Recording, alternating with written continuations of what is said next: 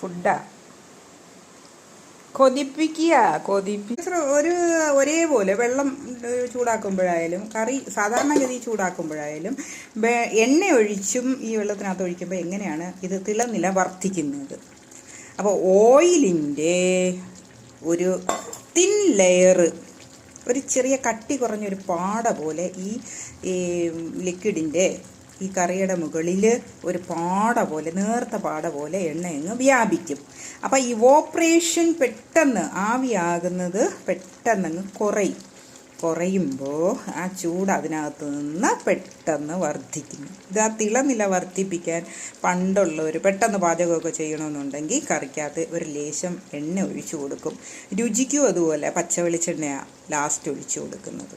ഒരു thin layer, എണ്ണയുടെ layer ഈ ദ്രാവകത്തിൻ്റെ പുറത്ത് അല്ലെങ്കിൽ ഈ കറിയുടെയൊക്കെ പുറത്തങ്ങ് വന്ന് പിടിക്കും. അപ്പോൾ ആവി ഇവോപ്പറേറ്റ് ചെയ്ത് പോകത്തില്ല, ആ ടെമ്പറേച്ചർ അതിനകത്ത് നിൽക്കും. മനസ്സിലായോ? സയൻസ് അടുക്കളയിലാണ് എല്ലാ സയൻസും ഉള്ളത്.